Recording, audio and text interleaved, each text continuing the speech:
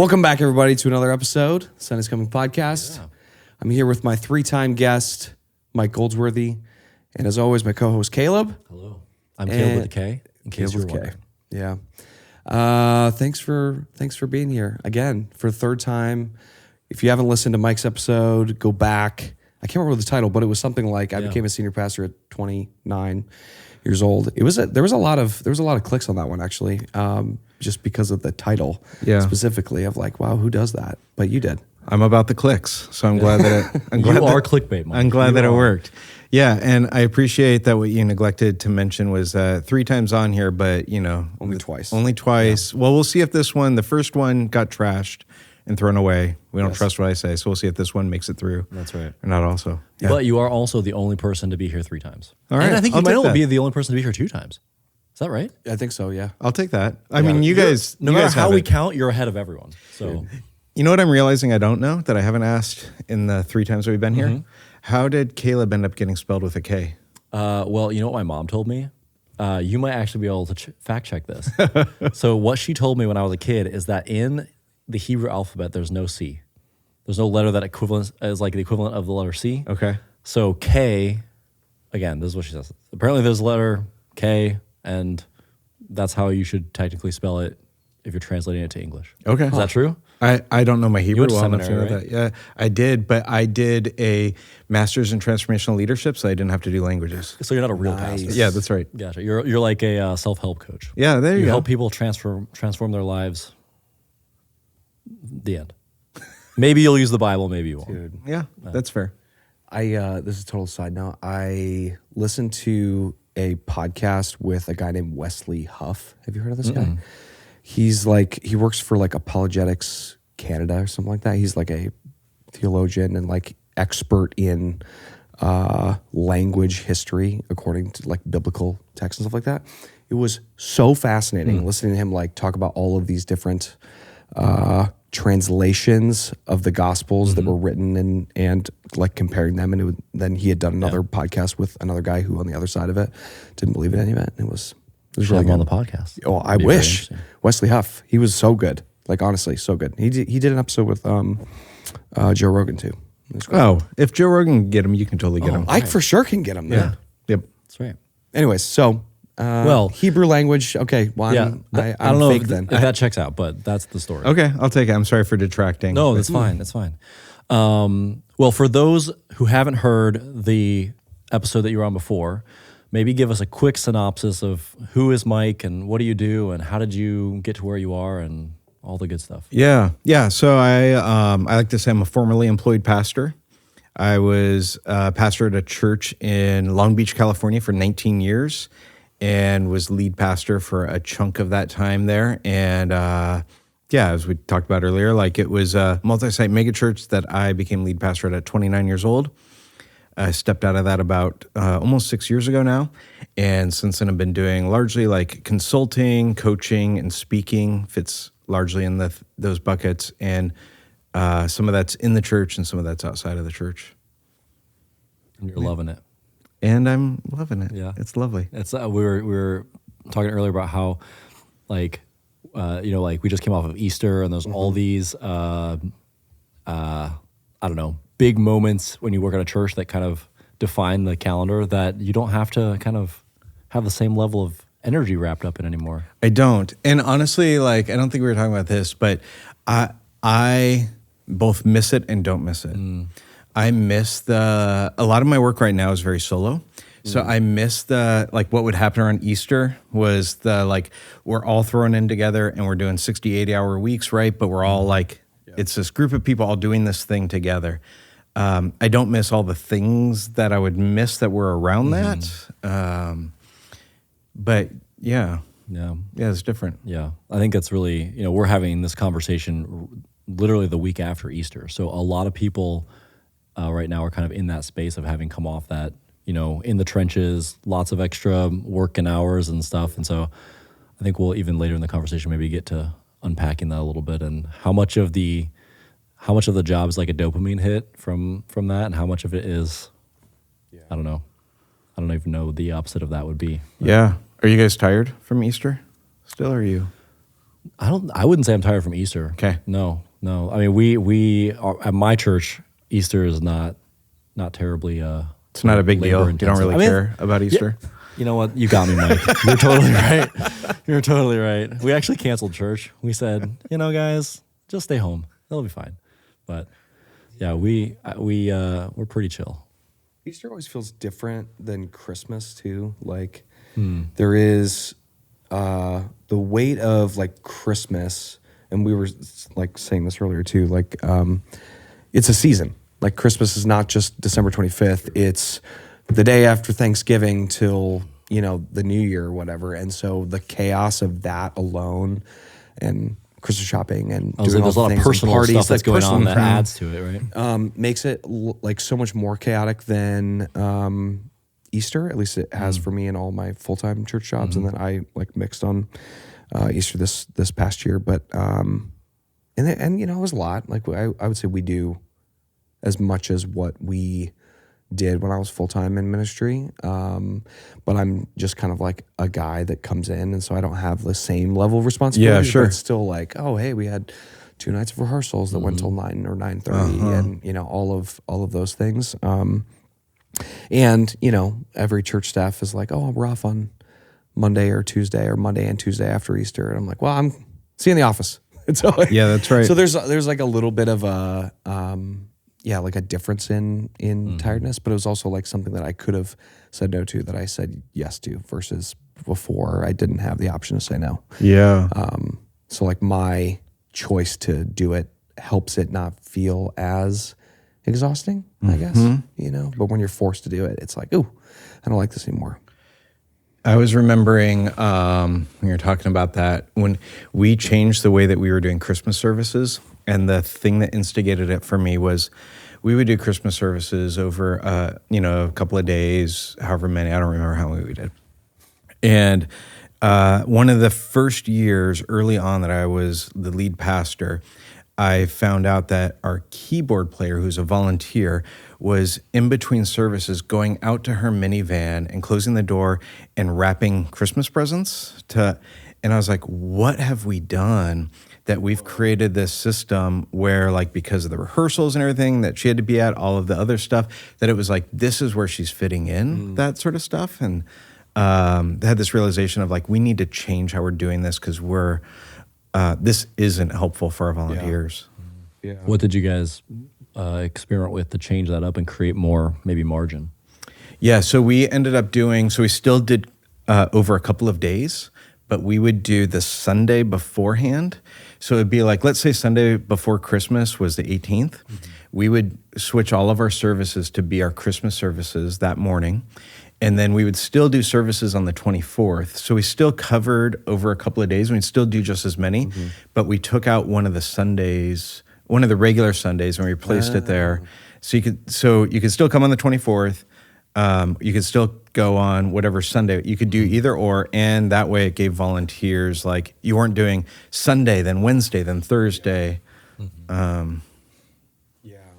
that's good. I mean, I like that though. And it also, I mean, even for the people that might not, they travel on the 24th or whatever to go see grandma and grandpa, like, oh, I can still experience church service at, my home church or whatever. But yeah, there's something about that season that is just so different. Also, like, Easter's so funny. I've never looked this up, but like why Easter changes as drastically throughout like the, between March and April as what it does. Mike, do you know? Yes. Let's see if I can remember this. It has to do with, because the Jewish calendar is based off of it's a lunar calendar based off the moon. Yep. And so it's like the second, it's based off of when Passover falls, which has to do with like, it's the second full moon after the vernal equinox. It's something like that. Got it. Interesting. That might not be exactly right, but it's something like that. Yeah. Which means in Chicagoland, it could be snowing on Easter or 72 and sunny. 100%. And you just don't know. Yeah. And we've had all of the above in between too. Keeps it interesting. Yeah. Yeah. Crazy. Well, Mike, last time we were chatting, we kind of talked a little bit more around like some of the work you're doing with leaders and pastors and some of the just conversations you've been in and how you've seen, challenges that they're facing and things like that. And this time around, I thought it'd be interesting to kind of unpack your own journey from being in sort of that megachurch context, leading a team and kind of sitting in that seat to now, what'd you say, 6 years of being, just a guy. You can go to church, you can not go to church. Yeah. You can engage or not engage. You could serve and not, like, you kind of have you're the planning center volunteer that doesn't reply. Are you that guy? I'm just kidding. I'll let you know. But I suspect your church doesn't use planning center. Yeah, I don't even know. Yeah. I don't know what they do. Well, and to bring it back around, like as we were just kind of reflecting on that, I thought you had some really interesting observations. Just like the things that you saw as you were stepping out of that context, and then sort of just reevaluating your own rhythms and what it looks like to engage with church and the kind of church environment that you're in. And for me, it just made me think of like how important it is as people that work in ministry to experience different perspectives and understand how different traditions and churches and communities practice what it means to be a church together. Not that everyone has to do it the same way, but I think it's healthy to have some tensions that kind of pull on areas that are unfamiliar to us or practices that maybe we don't engage in as much in our tradition that can actually maybe be valuable or help us reflect on how we do things and whatnot. But Yeah. that was a lot.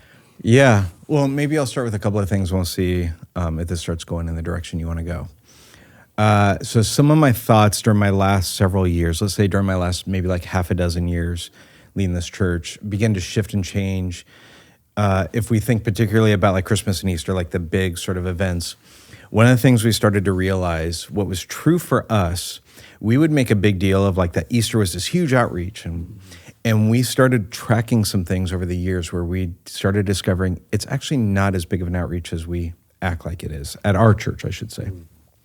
I don't know what the stats are larger than that, but at our church, actual first-time visitors was a small percentage. Our attendance would double on that weekend, but it was everybody who would consider themselves a part of our church who was coming. And so we were spending so much resources and energy and stuff thinking it was a certain direction when its reality was something different. And a part of the job of the leader is to define reality. So we had to say, like, what's actually happening here? What shifts do we need to make to take better advantage of that, to lean into that as our reality? So that shifted some things. So that there is a piece that was around that of like naming what was actually happening at those services. The other piece that I began to realize was happening is I thought our Christmas and Easter services was one thing. As a leader, I thought it was doing one thing. And I began to realize that for the people who came to them, it was something different. And here's what I mean by that. For the people who came to them, for them, it was like a family tradition or a ritual. It was something like that for them. And I was trying to make it be something else. And so let's talk, like for Christmas, when you don't sing normal Christmas carols and you try to do whatever is the new whatever version, and then you have all these people who are upset about it, the reason that they're upset, well, I shouldn't say, I don't know why all of them are upset. But there's a contingency of people who are upset not because they don't like new music. It's because Christmas and Easter, there's some sort of nostalgia associated with it. And if you are not tapping into that kind of nostalgia, there's a missed expectation. They have a certain expectation of what they're going to experience. So I think the same sort of thing happens with it happens with Easter at a certain level. It really happens a lot if you do. I don't know if these are popular everywhere where, growing up and spending my life in Southern California, might just be an us thing, but sunrise services, very popular. Okay. So I think sunrise services at Easter and the late night, 11 o'clock, midnight service on Christmas Eve, those have extra nostalgia associated with them. People intentionally go to those for that sort of a thing. So begin to recognize that there is a shift both of what is actually happening here versus what we say is happening here, and a shift on what are people looking for and needing, and can it actually be a good service that the church can provide, and recognizing we're providing this thing that is creating family memories that is and it can do these other things also, but we have to be connecting with that piece of it too. Yeah, that's interesting. But the outreach stat is definitely I think it's still that way in most every church. If we go, well, we have our regular attenders that attend 1 point or 3 point, or I guess it'd be 1.25 times a month or whatever that looks like. And you get them all into one place and you're like, wow, we you doubled or or even more than that, and then a small percentage of people that do come to church and the creasters or whatever it is. But very often it's the people that you see just once a month versus every single week. Yeah. So one of the big shifts we made was we used to, before I took over the church, while I was still on staff, but before I became lead pastor, we would rent out a local high school because we didn't have a huge auditorium. Okay. So we'd rent out a local high school, and it was an incredible amount of time, energy, resources, cost us a lot of money to do all the things, have all these people come to it. And we would say, it's because we're doing this as an outreach, and this is this neutral location for people to come to, and all the things that we would say. And then once we found out that's actually not what's happening, instead what's happening is people who associate with our church are all coming at the same time, then we're like, well, what if we don't need to spend that money there? And the other thing was, if it's people who come once in a while and we're trying to we start reevaluating what's the goal or purpose of this, and it's oh, what if we want to engage them in next steps of formation? Well, in some ways what we were doing is we were tricking them into thinking our church felt a certain way, and then they would come back the next week and our church felt very different than that. And so it was can we still make Easter feel special without it feeling like a completely other experience? Yeah. Well, your comment earlier about the sort of the value of those services in communities or families of tradition and kind of creating memories, it also, I think, changes a little bit of the calculus around sort of we've all sat in the creative meetings where it's what are we doing better than last year? What are we doing that no one's ever seen before? What's the craziest, wow, creative thing we could do? And is that the right way to be looking at it? How do we shift those conversations? Because you're always kind of setting this bar that is hard to chase. It's hard to follow, and it's you talk about what makes you feel tired after an Easter season or something.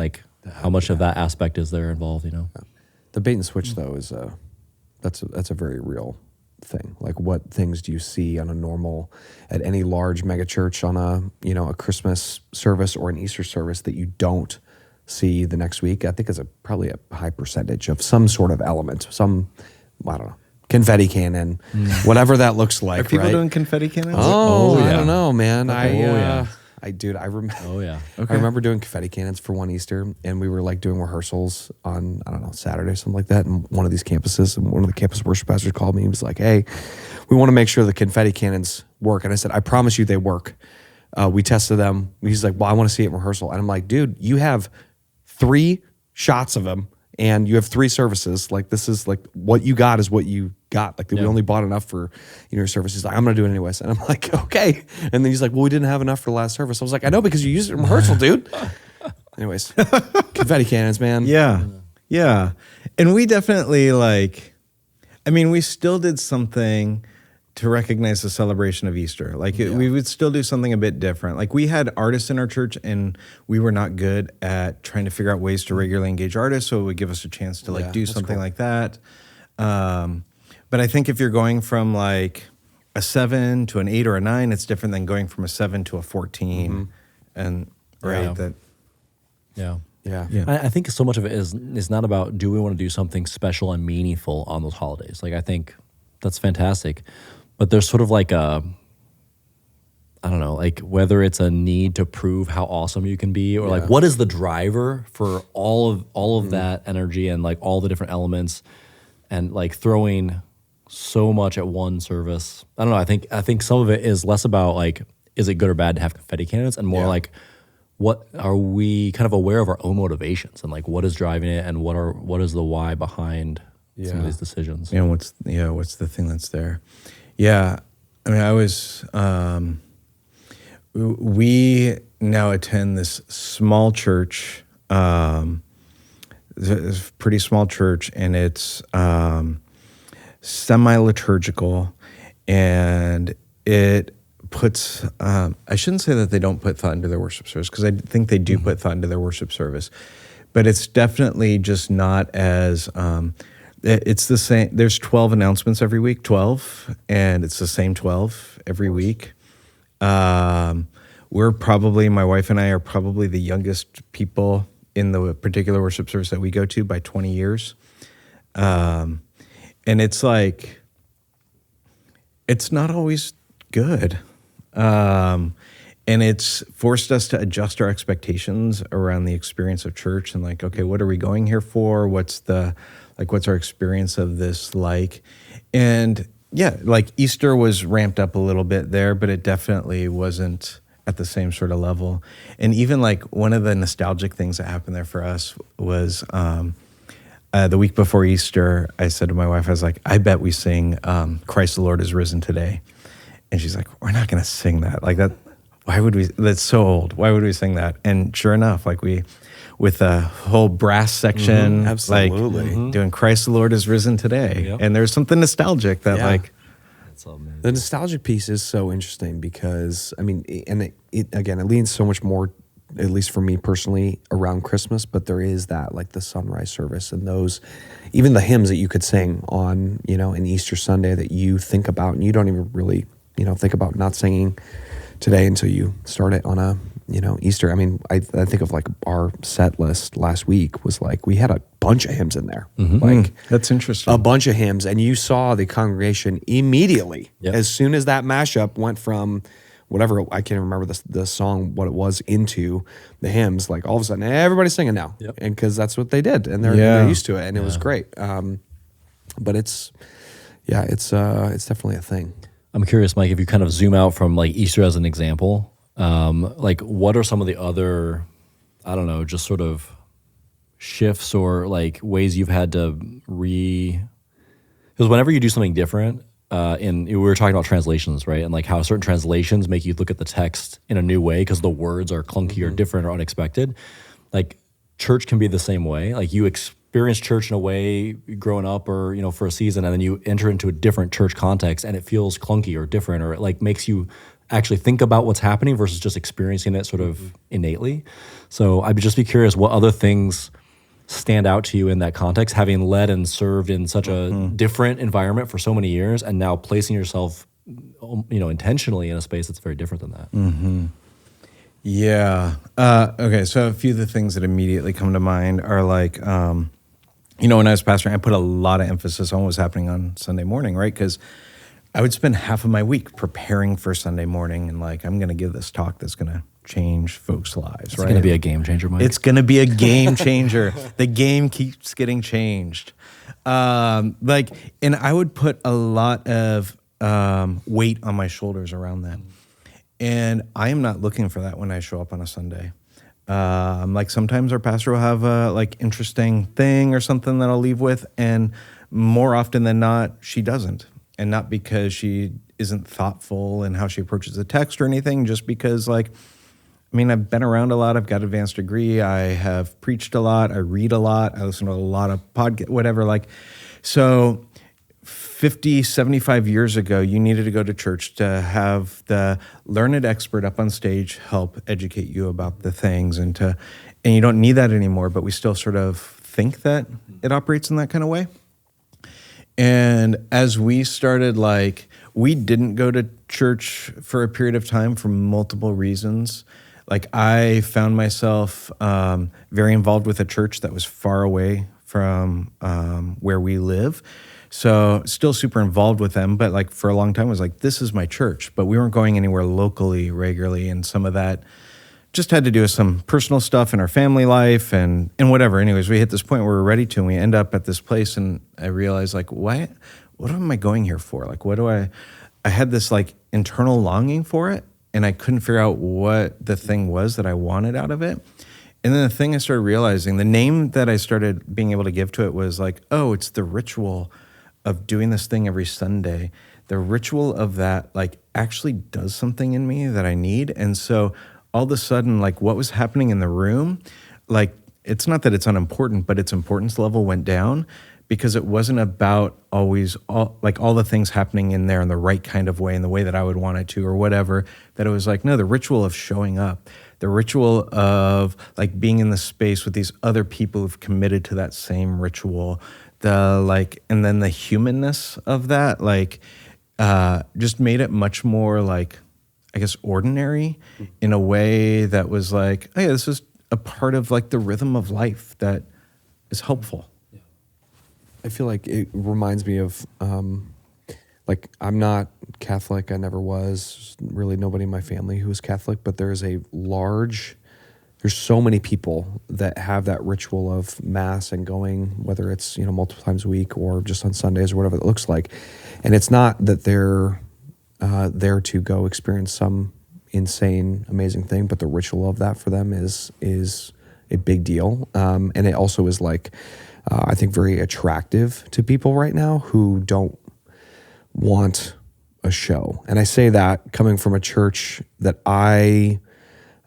we do a lot of those things, and both good and bad. And I've had people ask me of man, so many people, especially of our generation now, that don't want that. They don't want the mega church. They don't want that, and they want a more liturgical experience.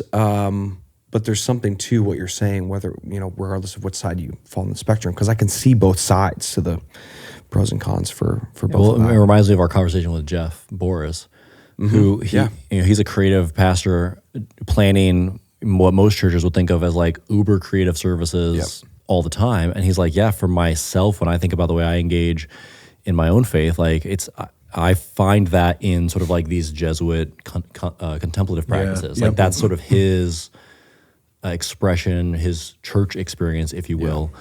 It just kind of reminds me of what we were saying, where sometimes you're looking for that outside of the tradition that you grew up in or that you've experienced. And I mean, honestly, when I was on church staff, we had so many people that came from mainline or Catholic backgrounds coming to our church. And I think so much of it is just what's outside of your norm. Yeah. They would come to our church and be like, oh my goodness, everything's fresh. Yep. Now, the people that grew up in this sort of evangelical non-denom space, they go to a more mainline or Catholic or liturgical setting, and they're like, oh my goodness, this is so fresh.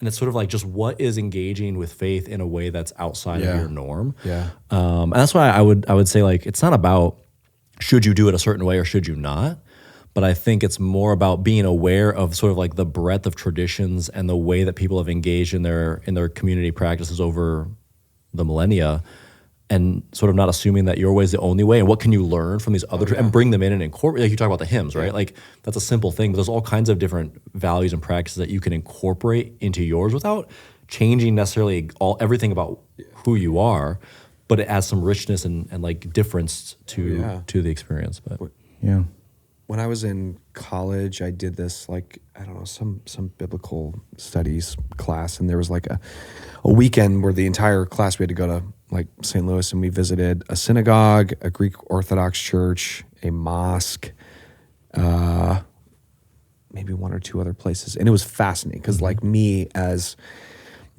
growing up in a culture of, decently sized church, contemporary music, it was so out of left field for me. I've never seen anything like that. I've never been to a Greek Orthodox church where the guy's swinging the, incense around. I was like, this is crazy. But there were so many things that I left out of that going, oh, I understand the liturgical rituals of what they're doing aren't actually very different in some of those contexts for what I believe. It just looks so different than what I do on a Sunday morning. And it was very eye-opening for me when I look at that as, I don't know, just personally, maybe that's the way I grew up, but just, a perspective of this is the only way that you should be doing things. Yeah. And there's very long lines of tradition that have led people to doing that in the Greek Orthodox Church, or Jews in a synagogue, or, Muslims in a mosque. And it's really, really interesting. Because it takes effort to experience those kinds of things. You went on a trip together, and it's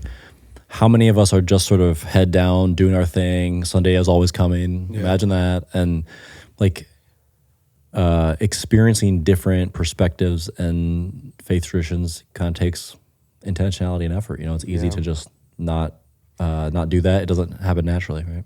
And I think the other thing, even in the perspective of a mega church versus whether it's more liturgical, traditional, or smaller, I've seen a bunch of these argument. It wasn't not really an argument of just people talking about in the New Testament and talking about Jesus and the crowds of people that followed him, and thinking specifically in the number of people that were in those gatherings, whether it's the feeding of the 5,000 or any other large gathering that he was teaching for that, thousands of people were crowding to. And this argument was somebody saying megachurches aren't the bad thing just because there's a lot of people there. But I think there's truth to both sides of it. And I don't know, it's a very, very interesting argument when you think of large church, small church, anywhere from the things that we do in those contexts to the number of people that are showing up on a Sunday morning or whatever kind of gathering that looks like. So I don't know, man. So you're at the small church now. How did you guys like land there? And like what, because you know that season, the amount of time that you're talking about and going from, hey, we didn't go to church for a while, we were involved in this other church. Like, how did you land? Because that's probably more recent than even the last time that you were on with us. I don't know how long you've been there. Yeah, we've been going there for, it's probably like 7-8 months, something like that. Yeah, so it's probably, yeah. So like what were the criteria, I guess, that you guys were going through as you were looking for the next place, or whether you were seeking it out or not? I don't know. Yeah. Yeah, a piece of it was I wanted to go somewhere where I wasn't known, and just the reality was in a lot of the churches in our area, I was known, and when we first left the church, we kind of poked around, hanging out with a few of the other churches in town, and like just had some weird experiences of like, pastors mentioning me in their sermon because I was there, and they would like something, and had one church that literally had a small group of people corner us after the service to tell us like what it would mean to them if we would start attending their church, like some things like that were just a part of like we were the largest church in the area, and had done some like really intentional things to bring about some like multi-denominational movements that had happened. So I wanted to be able to slip into a church and not be known. So that felt really important. I wanted something that felt quieter. Like I can do the loud thing once in a while. And even when I do, like I actually am usually doing some sort of contemplative prayer during the louder, like those parts of service. Like I'm just like, I need my own sort of thing in the midst of this. And so I wanted something that was a little bit more like that. We wanted to be a part of a church that had a strong history of justice work. Like I think that not only does that matter, I think it matters a lot right now. And so that mattered to us in the way that we understand how faith intersects with our current cultural moment. So that mattered. And honestly, there's something really intriguing about like, I have been a proponent of women being fully engaged in all roles in the church for a while. But I have never sat under a female senior pastor as my pastor. And that felt like something significant about that. That's interesting. It's a UMC church, is that right? It is, yeah. My first church I was ever on staff at was a UMC church, and I knew of that when I was interviewing, but I didn't like really know or look into at all, to be honest. Yeah. Any of the things that they practiced that were just different than what I had was maybe accustomed to, but it was interesting. We were that church specifically was like a very abnormally large UMC church in Missouri that I think it was the biggest one in Missouri. And so it was like, and it's so interesting. And I don't want to speak of the denomination because I don't know as much as I probably should about it. But it's fascinating how they appoint the senior pastors in that position. It's wild. It's insane. So you probably know more than me. I just know a little bit, but here's what I do know. I'm sure there's going to be some of your listeners that know more. I learned this from the pastor at our church, that it's essentially renewable every year. And there's 3 people that make that decision about it being renewed. The church is asked, do you want to keep this pastor? The pastor is asked, do you want to stay at this church? And then the bishop can ultimately decide something different than either of those things. So you are re-up every year. And this comes out of, the Methodist Church gets founded by John Wesley. And Wesley's a circuit rider, that he's going around starting churches, and so he's itinerant. So within the Methodist Church, when you are ordained, you're ordained not as a rooted pastor, but as an itinerant pastor. So, it's very different, and I don't know, like I can see the beauty in that, and like, I don't know if I would stay at this church if our pastor left, because I feel more committed just in the stage that we're at with them to the pastor than to the church. But their system works differently than that, where you're more committed to the church than to the pastor, right? Yeah. It is very interesting. We had a handful of pastors on staff, and I don't know how they got into the system of people that could be placed at a church, basically, but they had left staff as an associate pastor to go become a senior pastor and, some other smaller place. And then I remember seeing a couple of years later, they just like moved the next place because they got moved. And I was like, wow, that's a different level of commitment, not only just from the attendees in the church, but like, could you imagine like just being told like, hey, you're moving on and we're going to put you in, I don't know, Joplin, Missouri now. Surprise.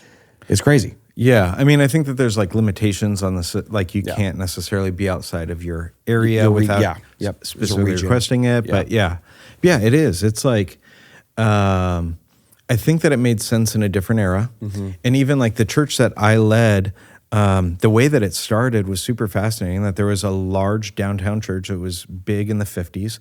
And the area of town that we were in was a new development area. And they basically asked a group of people to go move over there to start a church. So the church was started by a group of people. They call a pastor who's more of an evangelist with the knowledge that he's going to be with us for 1 or 2 years. Okay. And then the second person we're going to call is going to be a more settled pastor. So it was started by a community of people who called an evangelist to help them build the church, who then would call a settled pastor. And it started in the 50s. And I think that kind of mindset worked in the 50s, where you have a lot of civic organizations, and it's really normative for just people to not be paid and to run these sort of things. Yeah. And our social we don't function that way socially anymore, right? Yeah. And so we're trying to perpetuate systems of church that function like that when socially we don't function like that. And so it's why I think one of the reasons why we see churches like that, the people who are doing all those committees and everything to run it are all older, because they are a product of a different era. It's a different. I don't know why that's helpful for what we're talking about here. No. Well, hey, a little church history never hurt anybody. So it's good to know.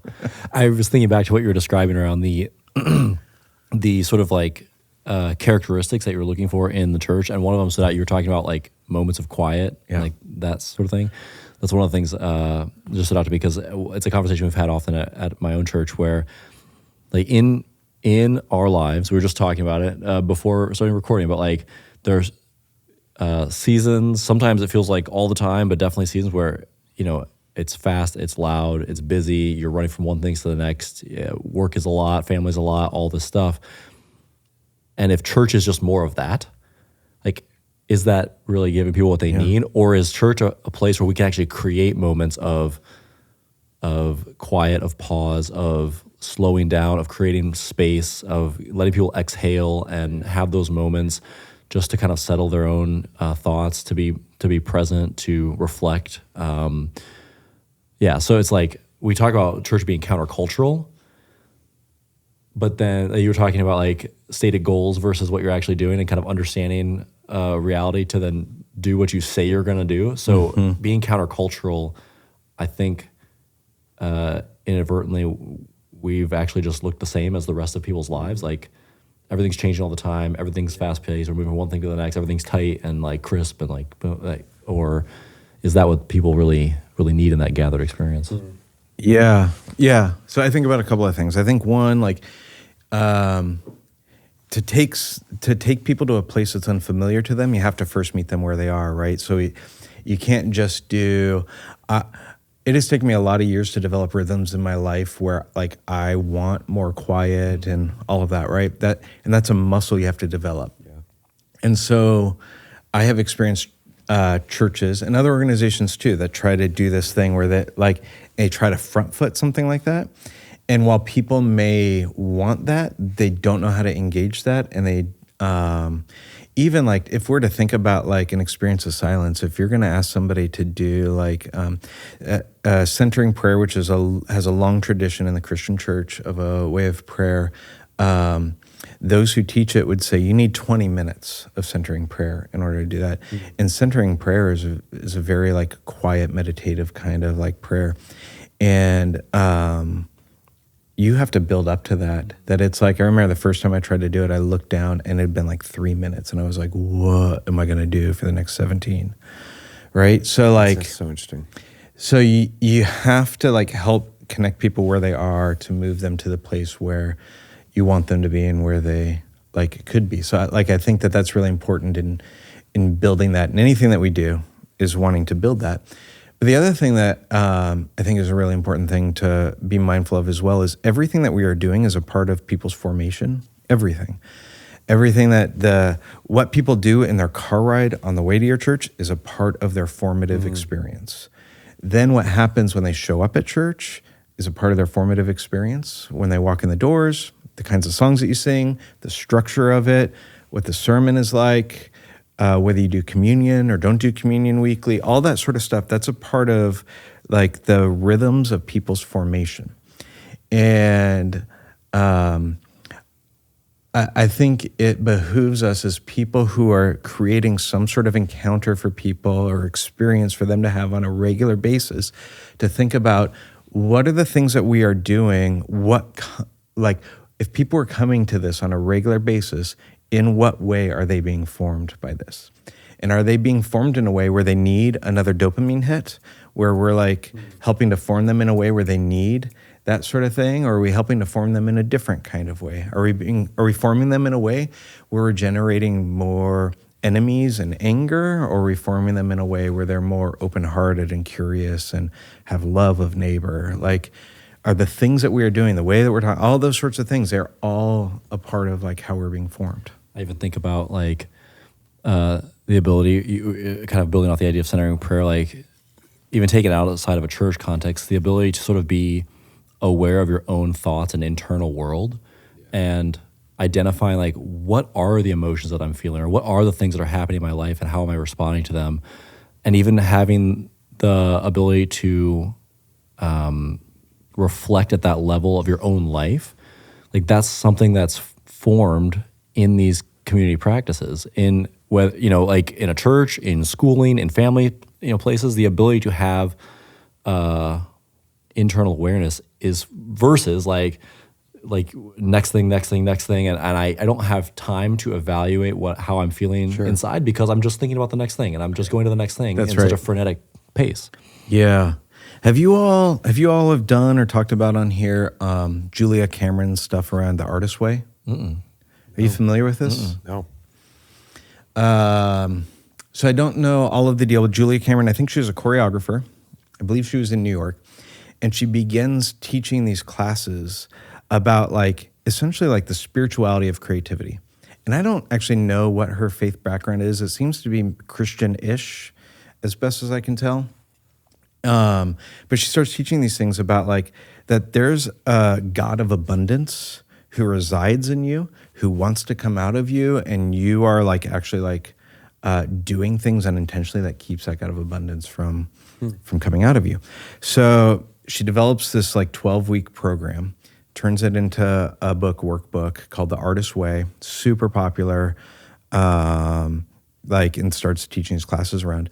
But there's two practices that when you do the Artist Way program, there's 12 weeks, there's two practices that you do through the whole 12 weeks. There's other things that you do, but there's two that are consistent through the whole thing.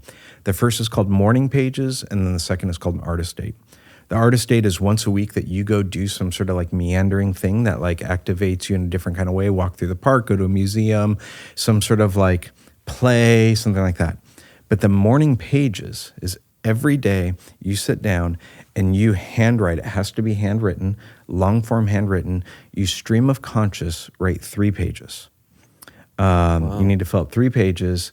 So I've been going through this. I've done it at different seasons. I've been going through it again. It takes me about 45 minutes at the size of pages that I have to do that every day. What begins to happen is if every day you are writing stream of conscious, you start to become, there are things that sit up here, and then like you don't know what to talk about the next day, and you start going deeper and deeper, and you start having these like you start having these experiences of being aware of your subconscious in ways that you only can by the stream of consciousness coming out. I would argue that the Spirit of God is residing in there, inviting you into deeper and deeper places in your life through that practice, but it's like this practice that opens you up to that. I found it to be so incredibly helpful.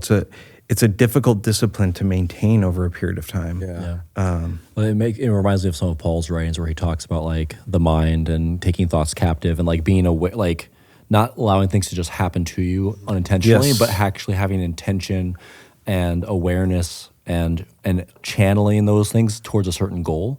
You know, like in the case of the Christian tradition, you would be channeling those thoughts towards Christ-likeness and formation.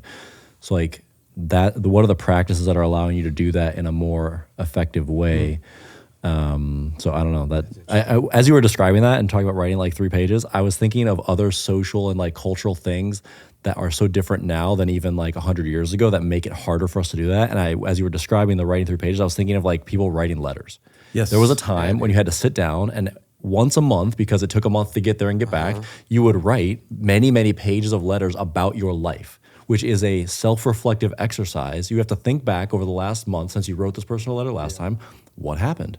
How am I feeling? What do I think about the things that happened to me over the last... And just the art of communication was a self-reflective exercise that took a long time. Yeah.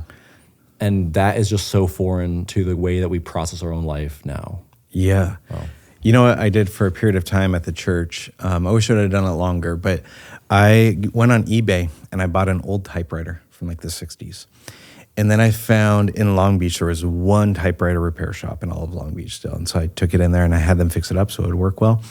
And whenever I was writing notes to people in the church, I would write it on that typewriter. And I did it because like it was kind of aesthetically cool, to like, of course, you know, cause it's showing up and it's, the way that typewriters hit, like you just can't replicate that. But it also forced me to slow down and to think about what I was saying to them, because the way that the typewriter worked, you can't type on it as fast as you can a computer keyboard, right? And there's something about getting mail that feels different, whatever, but just the slowing down to do that thing as I'm thinking about that person, what I want to say to them, like... That's so interesting. I love that. That's so nostalgic. So like that exercise is fascinating to me. I've said it on this podcast before, and I still haven't done it yet, that I want to like journal more. But like you're a guy that already, because we've had 3 different conversations now. You do that already, like you journal and stuff like that right now. And I feel like I think one of the last times we had you on too, like your kind of practices that you have of reflection for yourself, whether that's walking, all of that stuff is fascinating. And so like you're somebody who already does that versus me that doesn't do that very often. How, were you surprised as you have gone through this, journey over, I don't know if that's 3 days, 4 days, a week or whatever that was, of the things that you were writing? Like in I don't know, your subconscious, in the morning of like what comes up. Yeah, just because I just think of like, man, as you were saying that, I'm thinking of what would I say the second day? Yes. What do I say the third day? What do I say the 5th day? All of these things, 3 pages, because that's a lot. Like it's not, just a small moleskin notebook or whatever it is you're writing in. But I just wonder what that was like for you. Yes. Yeah. So I think I'm in like week 6 or 7 right now of doing it. And I haven't been, she wants you to do it 7 days a week. I say I probably average 5. Okay. That's probably what I do. And I'm okay with that. Like I'm not like when I don't know what to say, the first thing I write down is like, I have no idea what to say today. Like I feel like I have nothing to talk about. And then sometimes that'll send me on this thing of like, why do I feel like I have nothing to talk about? Why do I feel like my life only can contain this much stuff? What is it? And it's like, it goes so many places that I don't expect it to go. And when it reminds me a bit of one of the catalysts for some of my own contemplative journey was a road trip I took. I think I was telling you guys a little bit about it earlier. I took a sabbatical in, I think it was 2016. And the way I started that sabbatical was a 23-day road trip by myself. And some of what I did on that was I would do these really long hikes. And on those hikes, I wouldn't listen to music, I wouldn't whatever. And it would like, the hikes were my prayer. But the thing is that when you're hiking for 8-10 hours, like you'll start running out of stuff to pray, right? And the thing that I realized that began to happen, I began to realize like that there's a physiological thing that was creating it, but it was essentially like I was going deeper in my subconscious, like thoughts would start coming up, but I was like, where did that come from? And it was because I had the space and time for like things to come up. And I started processing things that I didn't realize I needed to process. I had some desires that like I just hadn't been able to name before that would all sort of come up. So my experience of the morning pages is very similar to that, where it's like if every day I'm going to sit down and I'm going to get through 3 pages, and doing it long form handwriting, like you just engage in it differently as well, right? I have been shocked multiple times at the things that come up on it where I'm like, I need to follow up with that. Or sometimes there's things that it's like, oh, I need to do X, Y, and Z today. Like this has come out of here. Yeah. So sometimes it's like really deep. Sometimes it's not but it's like something's going to come out. Yeah. I would love to try that. What was the book called again? The Artist's Way. Okay. Yeah, that's so like what's the how does she lay out, or the author, like how that ends, or like what's the I don't know kind of final goal that she has in the book of telling Or are you supposed to just do morning forever? pages forever? Forever. Yeah. Oh, wow. Yeah, that's what she would encourage. And with it, so it has to be non-judgmental in order for it to work well. Of course, yeah. So part of that is you have to commit to like you can't review it for, I think she says like at least 4 weeks until after you've written it, something like that. Interesting. Some people, I mean, I don't know if you all are Richard Rohr fans or not, but I was with him a few months ago, and like he's not been doing good health-wise for a little while. And one of the things he did when he thought, I think he maybe had a heart attack. He had something happen where like he thought he was nearing his end a while ago. And he took all of his journals and he either shredded them or burned them all. I don't remember. But it was essentially like, he said these things only could work for me if it was me being able to have this non-judgmental encounter with God.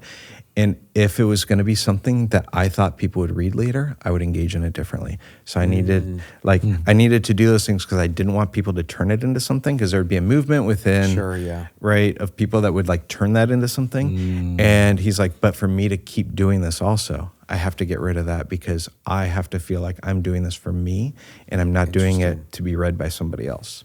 That's very interesting. So same sort of thing with morning pages. Like it's like you do it. I do it actually in my Remarkable. Okay. And a part of why I do it in my Remarkable is because it's not as easy to like flip back through the pages, right? And then if I decide I want to get rid of it, I'll just hit a button and delete it. Oh, yeah. So it's like helped me sort of shift some things around it too. Yeah, that is interesting. I never even really thought about that. I mean, like I think of myself and I think of like family members that have passed. Like my grandma passed away a couple of years ago, and one of the kids had found journals and was going through it. And it's just it's a different look into somebody's life that you've never thought of, or you don't recognize in that person, both good and bad. And yeah, you would write it differently, thinking, oh man, somebody's gonna read these one day, or whatever that looks like.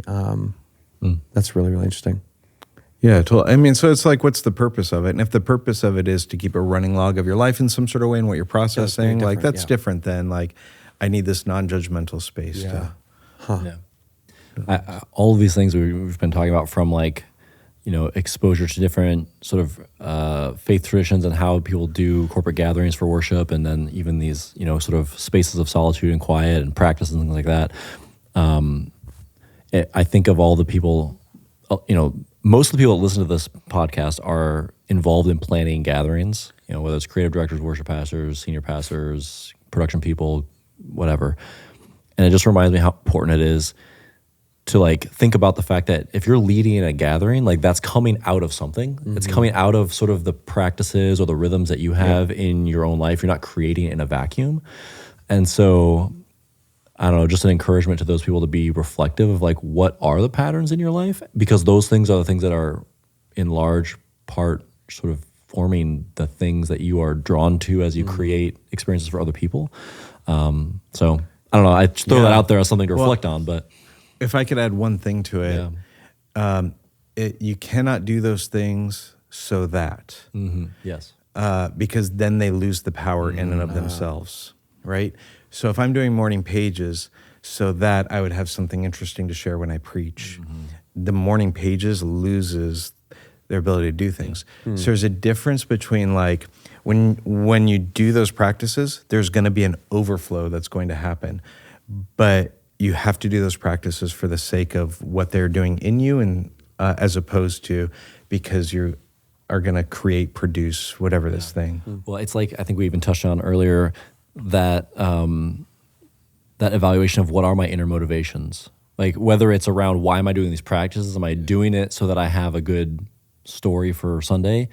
Or even back to what we're talking about, like designing services and like one-upping what you did last year. Am I doing this so that I feel better about myself and how creative I am, and that like I'm the right person for this job because I can just keep generating creative ideas or creating these amazing moments. And so it's almost like a self-validation is the driver for why you would do a certain thing. I don't know, some of these practices maybe will help uncover that for some people, but I think just, again, that's so important to like what you're saying of, is the practice life-giving on its own, irregardless of these other outcomes? Or are I think there's just like, there's a lot of like threads that weaves into your life. I was thinking about a church I was doing some work with recently to help them find a new senior pastor. We do this process where we try and identify like the top 3 to 5 like characteristics or competencies of what they're looking for in the next. And one of the top 5 that came up for this particular church, so fascinating to me, they said, we want to make sure that they have an active and growing faith. And I was like, well, don't we just want to assume that that's a part of it? And they're like, no, like they had already done a process of looking for a pastor, and they realized in that process that they were finding so many people who a personal act of growing faith was not a part of their reality anymore. Like they had just been around it so much. Sunday morning was how they grew in their faith, but it's really them preaching. And so they end up in this kind of like stagnant place. And that it's really easy when you're a professional Christian to not figure out these other avenues, that you need something that exists. If the way that you encounter God is by standing up on a stage in front of a group of people, pretty soon, like, that's actually not you encountering God. That's you encountering a dopamine hit. That's you encountering your ego being fed. That's you encountering all these sorts of things. And so like, it's not that you don't do those things, but like that can't be your encounter of God. That's your work. There's this other thing, other way that's got to be happening. Well, I think there's a lot more than just the senior pastors who don't have an active and growing faith because we're professional Christians. I mean, I think I've told this maybe on other episodes before, but like it wasn't until leaving church full time in ministry that like my wife and I realized like, man, we were relying on the church to spiritually discipline my children, of teaching them of what it means to be a follower of Jesus and all of those things. And how much was I putting the weight on that because that's just what we do. And that's how I grew up, or whatever that looks like. And you leave that, you go, oh, how much am I doing on my own? Because nobody is doing that for me. And whatever I think that I'm actually growing in because I'm at church every Sunday for 3 services is not the same as your an snare active growing. sounded so good. Yeah. What's that? Your snare sounded so good, though. It did sound good. Yeah, your snare so It good. sounded really good. Yeah, is that what an active and growing faith sounds like? Yeah. I mean, dude, it's a very real thing though. Like, and I think about that, and like, I mean, we both have conversations with people all 3 of us in churches all over the place, and people who are full-time in ministry, people who have left, people who are looking for a new job in full-time ministry, and the outpouring of what is happening in our own faith in the ministries that we lead or whatever that looks like. But yeah, you don't think of that when it comes to a senior pastor a lot. And it's a good reason to reflect on that. Also like kind of I mean, props to that church. They had interviewed a lot of people, and they had been able to discern that dynamic somehow and realize like, we don't want that. We want this. And, we were able to identify. I don't know I have no idea what their criteria was, how they figured out how do you judge an active and growing faith. But, it's definitely that is so interesting. Thing. Man. Well, dude, thanks for coming out and hanging with us and talking about all of these awesome things, man. It's all I want to do, and I probably did this or said this last time that you were on, was like to go practice some of those things of what you're talking about, both in Silence and Solitude in one of our last episodes, and then I want to read that book, and I want to. What's it called again? The pages, the morning pages. Morning pages. Yeah. In fact, you don't even need to read the book. Like, there's a ton of stuff online about articles on it. There's YouTube videos of her talking about it. I'm sure some psychologist somewhere talks about what actually happens in your subconscious when you do that. It's crazy. Yeah. These are important conversations. I think that again, because so many, as you just said, Caleb, so many people listening. I mean, all of us have been in the seat of like professional Christians. It comes with a certain. It's easier to not think about certain things. You just kind of get in your lane and you do your thing, and it works. And thinking outside of that, or reflecting on motives or whatever, it can almost feel a little bit dangerous. But yeah, I think Mike, this is a really good reminder to say, an active and growing faith, to use that church's description, like that is the thing that's going to really yield fruit in the long term. And not just, I don't mean just for the church that you serve, I mean like for yourself. Like if that's something you want to see in your own life, it's something that's not going to happen on accident. It takes intentionality, practices, discipline, and the ability, like you said, she says the book says do it every 7 days. You're like, I do it 5 days and I'm okay with that. Like that's like, it's okay to just do what you can and start thinking that way. And that's good. And that consistency is probably more important than any kind of perfection. We have enough people looking for perfection. So yeah. Straight up. Oh, genuinely, like what an honor that you guys would invite me here this many times. I mean, we'll see, if this one makes it on or not, but like really an honor to get invited back to this table again. Yeah. Thanks. Appreciate your thoughtful reflection. That's another thing that I think is just really important, is like we've said so many times, even in this conversation, like slowing down and asking why, and evaluating our own motives, experiences, emotions, like having your insight in that and your own journey and the things that you've observed and practiced, like it's really valuable to the leaders listening. So thank you. Thanks. Good, man. Thanks. Awesome. We will see you guys all next week.